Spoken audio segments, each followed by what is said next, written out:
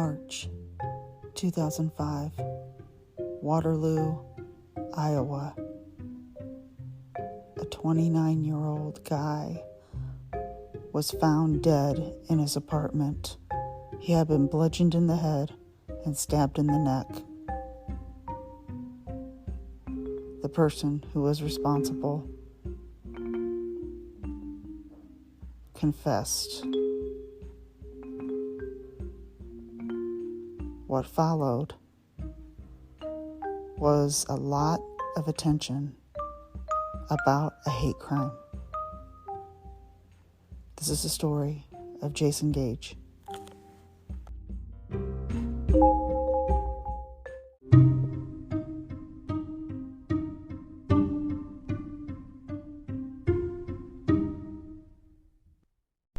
Hello, happy Friday. This is Kelli. Welcome to Kelli's Coffee and Crime Chat. Wow, we're 2 weeks into September. This is Friday the 15th, and we're halfway through the month, heading toward fall, my favorite season. I've already got some little decorations outside and just a couple because my husband says it's a little too early, and I say, no, it isn't. So, and I have a couple inside as well. So, today I am bringing a case that I've not heard of. And I think it's very important to talk about. My sources are Wikipedia, findagrave.com, and Murderpedia. And as always, I am drinking Java Mama coffee. I am drinking The Witch's Back. And I think I may have, I don't know if I've drank this on my podcast or on my Patreon, but it is very good. Pumpkin spice with allspice and cinnamon added. And oh my gosh, I'm hoping it comes back because I may have even been drinking this on the last one. I'm not sure, but I finished it off and I had to finish it off. So I am now out of The Witch's Back. So a lot of our fall and pumpkin flavors are up on the site. I will leave the link in the show notes. Java Mama is air roasted, so it's green and clean, a lot healthier for your gut. We also have tea, which is fresh tea leaves, and they're just wonderful. And we have hot cocoa as well. And right now there's a special. You get 5 mystery cocos or 5 mystery mochas. And the mochas are coffee. And then of course, cocos is the hot cocoa. But they're fall inspired because it's spooky mochas, and then the cocoa is creepy cocos. And then there's also another special where you can get 5 mochas, mystery mochas, for a cheaper price. I'm not really sure what the difference is between mystery mochas and spooky mochas. Maybe because they're fall inspired, I'm guessing. But of course, I ordered both. So when I get them, I'll have to talk about them on the next episode. Hopefully I'll get them before then because I just ordered them. Okay. This story, oh my gosh, this is about Jason Gage from Waterloo, Iowa. He was born March 1st of 1976 to his parents, Melvin and Bonnie Klein. He graduated from high school in 1995 and in 2003 attended College of Hair Design. He also had a job at Brown Bottle Restaurant as a waiter, and it's an Italian place, which I thought, Brown Bottle, that's an awesome name for a bar. But it says I read that it's an Italian place, and it's in his apartment building where he lived. That's pretty cool. You know, going to work in the same place you live. Of course, that was always my goal in life, but I never got there. But let's see. He was last seen alive with friends downtown in Waterloo, Iowa, at going to different bars, and this was on March 11th of 2005. Now I'm going to switch gears a little bit. There's a guy named Jason Lawrence. He lived in New Mexico, where he served 30 days in jail for possession of marijuana before he moved to Cedar Falls, Iowa. His girlfriend, Elizabeth, was 6 months pregnant with his baby, and she had friends in the area of Cedar Falls, and they could help with the baby. And so they decided that they could, move to Cedar Falls, Iowa. Now, Elizabeth knew Jason Gage for about 2 years and introduced him to Joseph. Joseph was born in Delaware. He was taken from his parents because of severe abuse, and then he went into foster care. I don't know, severe abuse sounds very, very bad to me, but he went into foster care. And he does have a history of mental illness. So he spent time in a mental health group homes and hospitals. So he struggled with mental health, and he was treated for intermittent rage disorder, which I have never heard of. It's also called IED, explosive disorder. And I'm sitting here reading this and I'm thinking, I wonder if I have that. But this is like constant. This only happens to me once in a while when somebody gets really under my skin and then I blow. I'm sure, I think everybody can kind of has done that, or at least once in their life, I would think. But so I looked it up, and I'm like, okay, this is like a constant explosive disorder, and it's out of the ordinary. Like, not like somebody getting under your skin or someone constantly poking the bear, what they call poking the bear, and then you're like, I'm gonna, So that's how I am. But this is something completely different from what I read. It's basically the same thing, except it just happens way, way more often. He had been adopted as a child, but then he decided, now he was adopted at like 5 years old, and then around 16 years old, he decided he didn't want to be adopted anymore, and he went back into foster care. I don't know why. There's no background on this. I don't know what happened in those years that he wanted to go back to foster care. But there were witnesses who saw Joseph with Jason Gage the night Jason was murdered. They were at a gay club called Kings and Queens, and then they went to a party at the Times Bar. They left at some point and went to Jason's apartment. Now, Jason lived in the Russell Lamson building, and that was in Waterloo, Iowa. So after they left the party at the Times Bar, they went back to his apartment. Now, Elizabeth said that Jason told Joseph, there's 2 J names here, so it's like I want to make sure I get them right. Elizabeth said Jason Gage told Joseph Lawrence that he could come to his apartment and wait for a ride. He only lived 2 blocks away. And then a friend of Elizabeth claimed that Joseph called asking for a ride because he needed a ride because, quote unquote, he didn't like the hospitality of the place. I'm thinking that's the Times Bar because that was the last place they were at. And he needed a ride or he would end up in jail. That's what he said. That's a quote. That's what he said to Elizabeth's friend. Another witness who was supposed to give Joseph a ride said he heard from Elizabeth that Joseph beat up Jason. Now, this is March 12th. Way early in the morning, like the night hours. Joseph's phone records show that he sent text messages to friends saying, quote, "I just killed a guy, I think." Another one was sent to a Michael Bailey in New Mexico and said, "You need to call me soon." Also, more of this conversation said, "Some guy tried to hit on me real bad." And then the message described a fight that got out of hand. At 11 o'clock p.m. on March 14th, police went to Jason's apartment. They found Jason's body in his bed after he didn't show up for work. And people said he hadn't been to work for 3 days. They found that Jason had been beat in the head with a bottle, like bludgeoned, and also stabbed in the neck with a piece of the glass from the bottle. Joseph Lawrence was arrested after he admitted to Jason's murder. He said he hit Jason twice with a bottle and stabbed him. That's really all I said. But when I read, it was like he was just bludgeoned in the head. And to me, that just sounds brutal. Oh my gosh. He entered an Alford plea. so he could avoid admitting he was guilty. Well, but he was guilty. He admitted to the murder. To me, an Alford plea is one, and this is the one that I remember it from the West Memphis 3.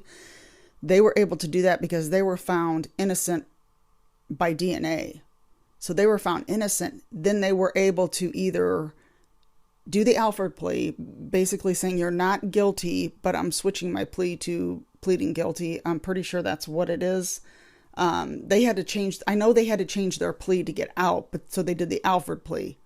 They're saying they're not guilty of it, but they had to plead guilty to be let out, or they had to go to trial again. And they didn't want to do that because if they go to trial again and then they end up back in there, you're better off doing the Alford plea and getting out now. That's what I would do.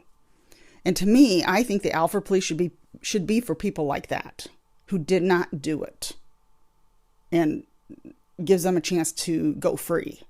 Not somebody who confesses. I don't understand that. I don't get it. Now, I can understand if it was self-defense. That I get. But I don't know if anybody, how do people feel about this when someone like this gets to enter an Alford plea? I'd like to know, because I don't understand why someone like this would be able to. Because to me,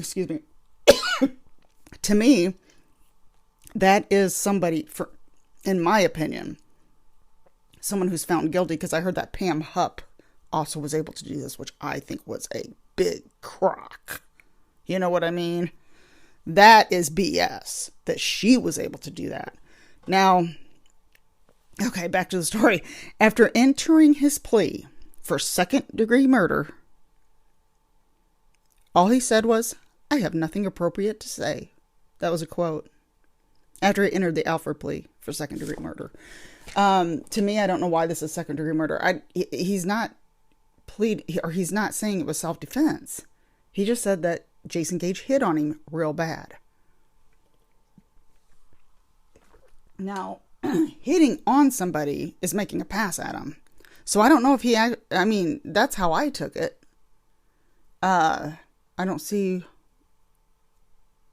what would have started a fight. I mean, he said a fight got out of hand. That's what he said. So in my opinion, I thought the way I took it was that Jason Gage, he's saying Jason hit on him is what he's saying. And that he was fighting him back and maybe they got into a scuffle. I don't know. But he was sentenced to 50 years. He must serve 35 years before he's eligible for parole. I think that was 70%, it said. Now, Elizabeth said, Joseph Lawrence had many gay friends and hung out with gay people. He didn't have violent tendencies, so Jason Gage must have made physical advances. And it wouldn't have happened if Joseph hadn't been drunk. She also said that it was not a hate crime. I don't know how she knows this, but unless she's listening to Joseph. Okay, now the hate crime was considered. In Iowa, the Iowa Code says in the Iowa Code that there's no law that defines murder based on racial or sexual bias as a hate crime. Why is that? I don't get that. Murder based on racial or sexual bias, it doesn't say that it's a hate crime? What is it? Or are they saying it's self-defense? Or are they saying that, an accident? I don't know.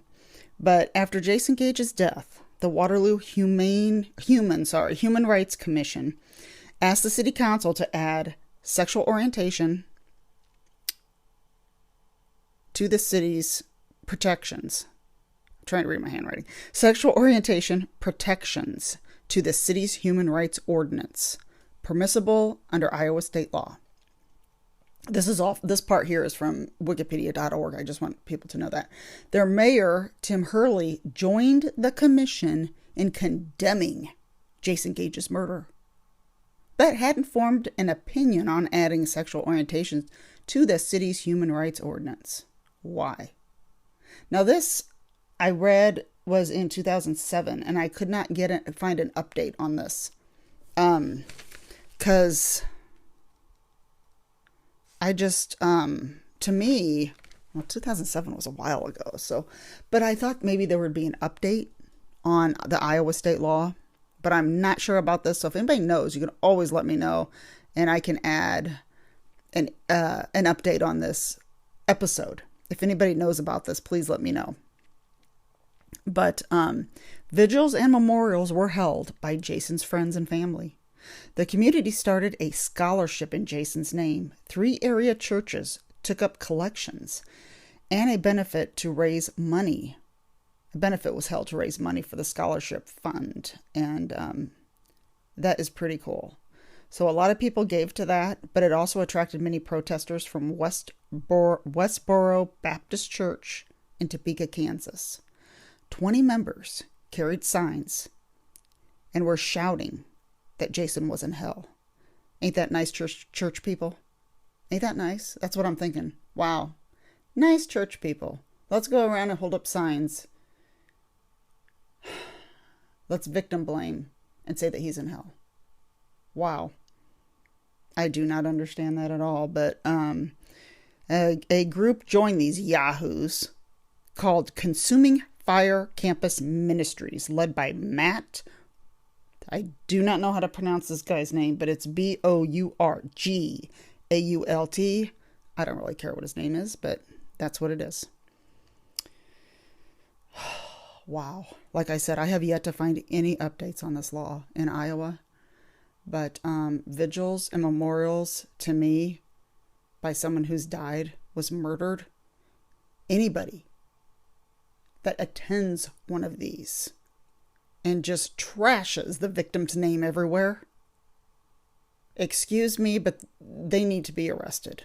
And I know that's probably not a law, but they don't need to be there. You know, go back where you came from. Because remember, you're so perfect. You know, you never do anything. You know, first of all, we should all be able to live our lives. We should all be able to love who we want. You know, it's our lives. Stay out of it. You know, mind your own business. Okay, now I'm getting on a rant. I'm so sorry. You know what I mean? You know, I just want to wring people's necks sometimes who do this stuff. But anyway.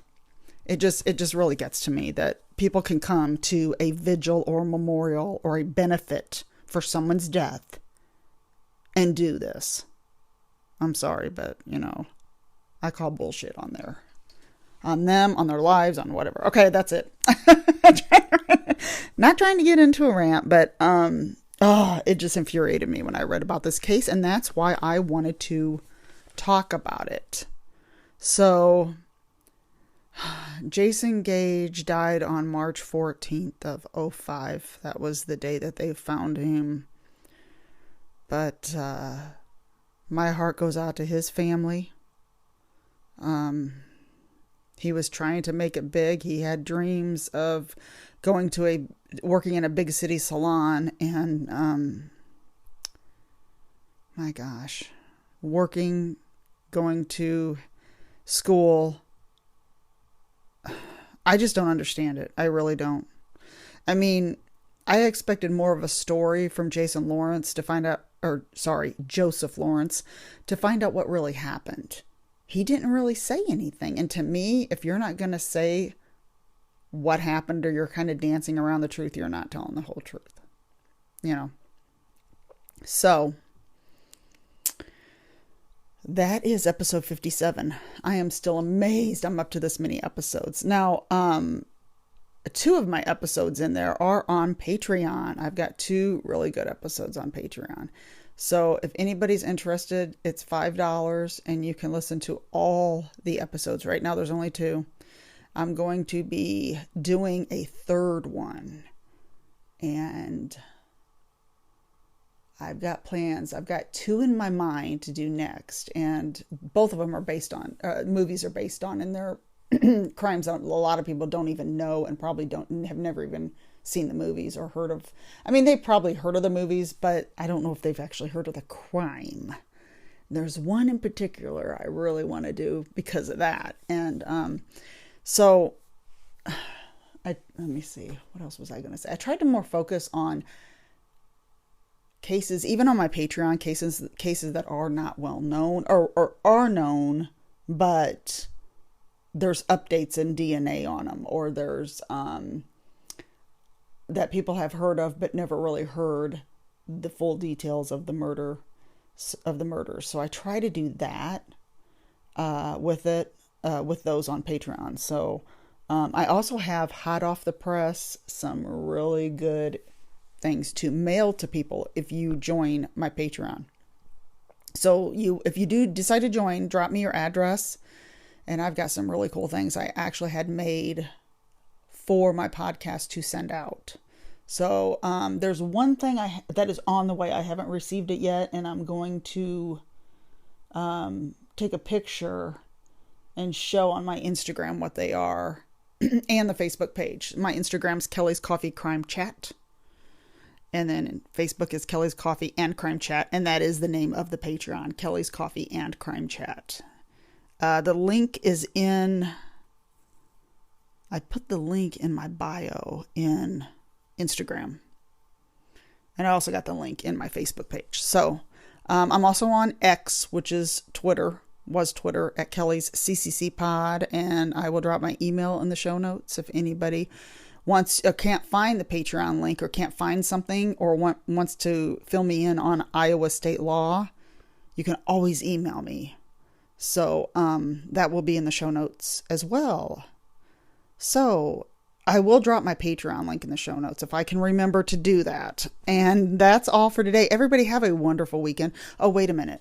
I always end my podcast with updates on other podcasts and anything I'm seeing on TV. Right now, I haven't watched anything. I have not watched anything yet this week.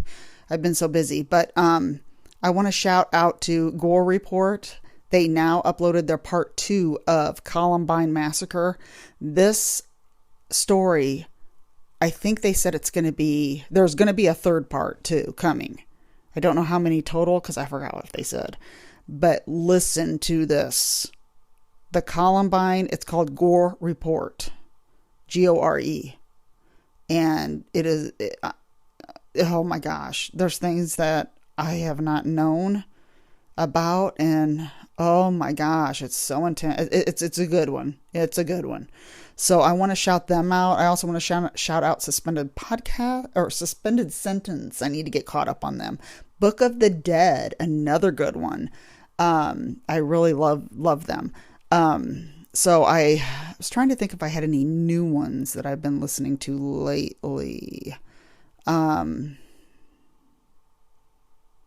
Gore Report's the one I've really been into lately, besides my regular Going West. Going West is awesome, one of my top favorites. And Death Do Us Part, which is also here in Illinois. They are very good. I really like them. So those are, or DDUP is where you can find them on like Instagram or any of them, and any of the other social media. So that's all for today. And I do want to say my Patreon episodes are longer, and I'm not used to doing long ones because I'm so used to doing my little coffee break ones here. So this was a pretty good, this is normally how long my episodes are. Sometimes I may go over, sometimes I may go under if I don't have very much information. I think I need some more coffee so I can talk. But anyway, everybody have a wonderful weekend. And let me know if you have any suggestions. I try to stay kind of in the Midwest area for this podcast. Or if you have any suggestions for me to do on Patreon. I could always do that. So just let me know by email, Instagram, Facebook, however you want to get a hold of me. Have a wonderful weekend, everybody. Happy fall. It's coming. I will see you next time.